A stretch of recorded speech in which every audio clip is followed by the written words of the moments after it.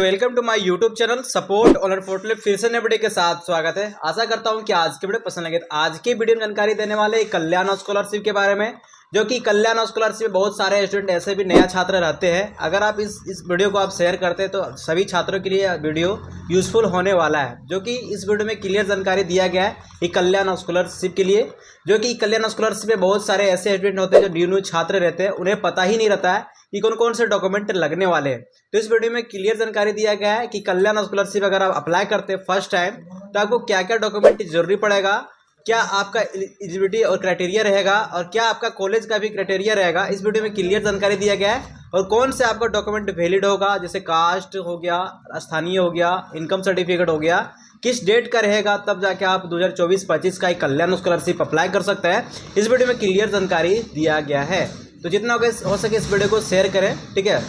पे जो कि यहाँ पे दिख रहा होगा एक कल्याण स्कॉलरशिप का ये पीडीएफ है, आपको डेमो पीडीएफ बनाया गया है। तो इस बार बहुत सारे डॉक्यूमेंट में बदलाव किया गया है, जो कि डॉक्यूमेंट जो आपका रिक्वायरमेंट यहाँ पे है ये कल्याण स्कॉलरशिप में 2024-25 सेशन में बहुत सारे ऐसे डॉक्यूमेंट का रिक्वायरमेंट बदलाव किया गया है। साथ ही साथ यहाँ पे सारा इस पीडीएफ में क्लियर जानकारी दिया गया है।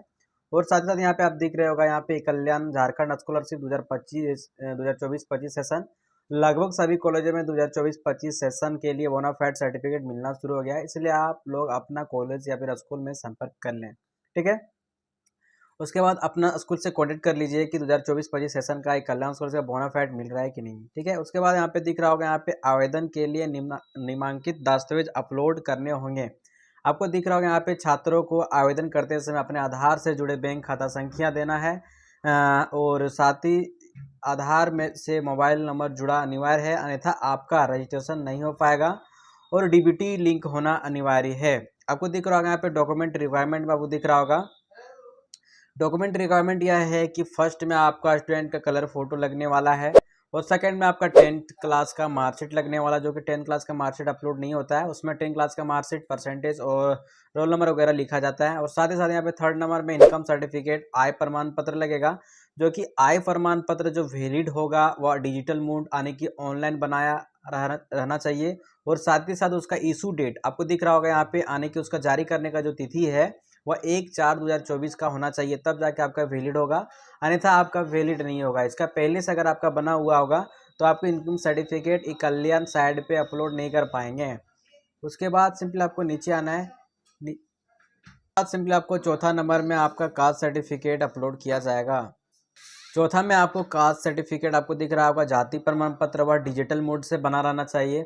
और साथ ही साथ आपका पांचवा में आपको दिख रहा होगा रेसिडेंटल सर्टिफिकेट, स्थानीय प्रमाण पत्र। आपको दिख रहा होगा यहाँ पे स्थानीय प्रमाण पत्र लगेगा, जो कि बहुत सारे सर्टिफिकेट में आपको लिखा रहता है 1 year valid. This certificate 1 year valid अगर रहेगा वह सर्टिफिकेट आपका वैलिड नहीं रहेगा, ठीक है। अगर नहीं लिखा हुआ है तो वह सर्टिफिकेट आपका चलेगा। उसके बाद 6 नंबर में आपको दिख रहा होगा यहाँ पे स्कूल या फिर college bonafide certificate with fee structure के साथ, जो कॉलेज के द्वारा बोनाफाइड सर्टिफिकेट दिया जाता है वह आपको कल्याण फॉर्म भरते समय लगेगा।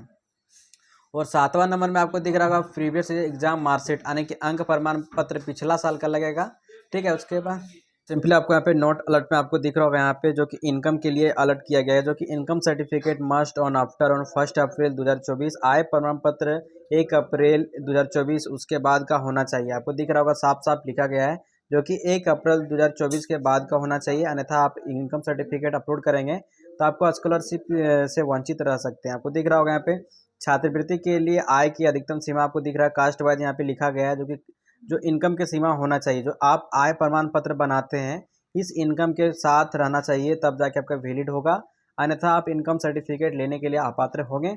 आपको दिख रहा होगा अनुसूचित जाति एवं जनजाति छात्र छात्रों के SC/ST जो है उनका इनकम जो 2.5 लाख से अधिक नहीं होना चाहिए, जो कि 2.5 लाख से कम होना चाहिए, तब जाके आप कल्याण स्कॉलरशिप लेने के लिए आप एलिजिबल हो जाएंगे। उसके बाद दिख रहा होगा पिछड़ा जाति के लिए छात्र छात्रों के लिए, जो कि OBC कैटेगरी में जो आते हैं वह 1.5 लाख से एनुअल इनकम अधिक नहीं होना चाहिए। अगर आपका 1.5 लाख से एनुअल इनकम ज़्यादा है तो आप कल्याण स्कॉलरशिप लेने के लिए एलिजिबल नहीं होंगे। आपको दिख रहा होगा बैंक पासबुक क्यों जरूरी नहीं है अभी कल्याण में। आपको दिख रहा होगा यहाँ पे बैंक पासबुक क्यों जरूरी नहीं है। आपको दिख रहा होगा यहाँ पे पोस्ट मैट्रिक आवेदन पत्र में छात्रों को अपने बैंक खाते का विवरण जैसे बैंक खाता संख्या, IFSC कोड प्रदान करने की आवश्यकता नहीं है। छात्रवृत्ति राशि IBPS के माध्यम से आधार से जुड़े बैंक खाता संख्या लित रूप से स्थानांतरित कर दी जाएगी। आपको दिख रहा होगा यहाँ पे साफ साफ लिखा गया है, जो कि बैंक पासबुक का अपलोड नहीं मांगा जाता है, जो कि एनपीसीआई यानी कि डीबीटी के माध्यम से पैसा भेजा जाता है, जो कि आधार के माध्यम से। आपको दिख रहा होगा यहाँ पे आप कल्याण स्कॉलरशिप अप्लाई करते हैं तो आपको बैंक के विवरण आपको दिख रहा होगा। अपना बैंक खाता जरूर चेक कर लें कि आधार लिंक है या नहीं, यानी कि डीबीटी लिंक है या नहीं। अपना आधार से जुड़े बैंक खाता नंबर का स्थिति जांच कर आपको दिख रहा होगा आधिकारिक आधार का जो आधिकारिक वेबसाइट है, आपको यहाँ पे दिख रहा होगा आधार का आधारिक वेबसाइट जो है, साथ ही साथ डीबीटी लिंक है या नहीं, वहाँ से आप ज़रूर एक बार चेक कर लें। ठीक है, आधार के ऑफिशियल वेबसाइट से भी चेक कर सकते हैं। और साथ ही साथ यहाँ पे दिख रहा होगा यहाँ पे छात्रवृत्ति के लिए कौन कौन आवेदन नहीं कर सकते, आपको यहाँ पे दिख रहा होगा छात्रवृत्ति के लिए कौन कौन आवेदन नहीं कर सकते। फर्स्ट में आपको यहाँ पे दिख रहा होगा जो कि SC ST BC के अलावा N श्रेणी से संबंधित जो छात्र हैं, यानी कि SC ST BC के अलावा कोई कैटेगरी के छात्र हैं तो आप ये कल्याण स्कॉलरशिप लेने के लिए एलिजिबल नहीं होंगे। उसके बाद सेकंड में आपको दिख रहा होगा SC ST जिनकी वार्षिक पारिवारिक आय अधिक 2.5 लाख से है तो वो भी नहीं ले पाएंगे। उसके बाद सिंपली आपको नीचे आना है, यहाँ पे दिख रहा होगा पारिवारिक आय 2.5 लाख से अधिक है वो भी नहीं ले पाएंगे। उसके बाद सिंपली आपको नीचे आना है, छात्रवृत्ति के लिए कौन कौन आवेदन कर सकता है, आपको यहाँ पे दिख रहा होगा। छात्रवृत्ति के लिए सबसे पहले आपको दिख रहा होगा जो इसका क्राइटेरिया है, थैंक्स। उसके बाद सिंपली आपको यहाँ पे दिख रहा होगा फर्स्ट में झारखंड राज्य का होना चाहिए, जो छात्र है वो झारखंड राज्य का होना चाहिए। या सेकंड में आपको दिख रहा होगा छात्र या तो अनुसूचित जनजाति या फिर ST या फिर अनुसूचित जाति SC या फिर पिछड़ा वर्ग BC का होना चाहिए, तब जाके आप कल्याण स्कॉलरशिप लेने के लिए एलिजिबल हो गए। उसके बाद तीसरा नंबर में आपको दिख रहा होगा सभी स्रोतों से छात्रों की पारिवारिक आय नीचे दी गई सूची के अनुसार अधिक नहीं होनी चाहिए। आपको दिख रहा होगा यहाँ पे साफ साफ लिखा गया है, यहाँ पे अगर इस कैटेगरी में आते हैं और आपका अगर इस आय से अधिक है तो आप कल्याण स्कॉलरशिप लेने के लिए एलिजिबल नहीं होंगे। वो साफ साफ आपको नीचे आना है। नीचे आने के बाद यहाँ पे दिख रहा होगा इंस्टीट्यूट और कॉलेज एलिजिबिलिटी, यानी कि जिस कॉलेज में आप पढ़ रहे हैं उसके लिए क्या क्राइटेरिया है। आपको दिख रहा होगा झारखंड सरकार या फिर समझ पदाधिकारी द्वारा मान्य प्राप्त झारखंड के सभी अनुमोदित संस्था या फिर कॉलेज का होना चाहिए।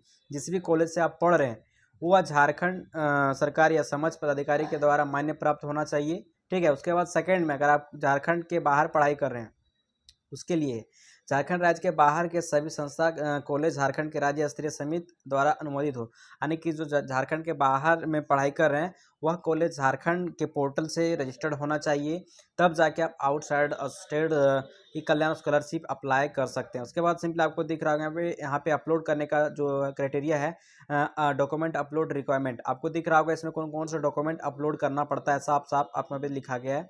ऐसा तो रिक्वायरमेंट आपको दिया गया है। उसके बाद यहाँ पे दिख रहा होगा only JPG format up to 1 MB, यानी कि 1 MB से जितना भी नीचे है आसानी से अपलोड कर पाएंगे। सब जितना भी आपको JPG फाइल बनाना पड़ेगा 1 MB से नीचे। उसके बाद यहाँ पे दिख रहा है कलर फोटो स्टूडेंट का। उसके बाद सिंपली आपको यहाँ दिख रहा होगा यहाँ पे सेकंड में आपका स्थानीय, ठीक है। उसके बाद आपको दिख रहा होगा इनकम आवासीय प्रमाण पत्र, यहाँ पे साफ साफ यहाँ आवासीय प्रमाण पत्र का नंबर लिखना पड़ेगा और यहाँ पे डेट, इशू डेट, ठीक है। उसके बाद सिंपली आपको दिख रहा है caste certificate number, caste certificate कब निर्गत हुआ वो डेट। उसके बाद सिंपली आपको नीचे आना है। नीचे आने के बाद यहाँ पे दिख रहा होगा इनकम सर्टिफिकेट भी लगेगा, यहाँ पे इनकम सर्टिफिकेट, ठीक है। इनकम सर्टिफिकेट और इनकम सर्टिफिकेट का नंबर, यहाँ पे निर्गत करने का तिथि। उसके बाद सिंपली आपको नीचे आने के बाद यहाँ पे आपको साफ साफ यहाँ पे नोट अलर्ट में लिखा गया जो इनकम के बारे में बताया ऊपर वीडियो में। उसके बाद यहाँ पे दिख रहा होगा कॉलेज बोनाफाइड सर्टिफिकेट लगने वाला है, आपको दिख रहा होगा। उसके बाद यहाँ पे लास्ट में आपको जो लगने वाला डॉक्यूमेंट हुआ स्टूडेंट प्रीवियस ईयर्स मार्कशीट लगेगा, जो कि पिछला साल में किस सेशन में किस क्लास में पढ़ रहे थे उसका मार्कशीट लगेगा, ठीक है। यहाँ पे लास्ट में आपको दिख रहा होगा। उसके बाद कैप्चा को फिल करिएगा, प्रीव्यू कीजिएगा, उसके बाद सारा डिटेल आपको देखने को मिल जाएगा। तो इस प्रकार से आसानी से पता लगा सकते हैं कि 2024-25 सेशन में कौन कौन से डॉक्यूमेंट आपका कल्याण स्कॉलरशिप में अपलोड करने के समय आवश्यकता होगी, या फिर आप कल्याण स्कॉलरशिप किसी भी साइबर कैफ़े में ऑनलाइन कराने जाते हैं तो इस प्रकार के डॉक्यूमेंट रिक्वायरमेंट है, आने की मात्र 7 डॉक्यूमेंट की आवश्यकता होगी, ठीक है। और साथ ही साथ एक और आपका 8 नंबर में लगेगा, बहुत सारे स्टूडेंट को लगता है, जो कि आपका एडमिशन जो होता है, एडमिशन डेट भी लगने वाला है, ठीक है। ये बिल्कुल लगने वाला है। तो आपका जिस डेट में एडमिशन हुआ वो डेट को आप स्लिप ले जाइएगा सिर्फ, ठीक है। उस स्लिप आपको वहाँ पे लगेगा। तो बहुत सारे स्टूडेंट के पास स्लिप नहीं रहता है, तो आप स्लिप ले लीजिएगा कहीं भी साइबर कैफे कहीं भी जाते हैं ऑनलाइन कराने के लिए। तो आशा करता हूँ कि आज के वीडियो को पसंद आया। अगर आपके मन में किसी प्रकार के डाउट है तो डायरेक्ट आप कमेंट बॉक्स में कमेंट कर सकते हैं, या तो इंस्टाग्राम पे डायरेक्ट मैसेज कर सकते हैं। तब तक के लिए बाय बाय, टेक केयर, सही।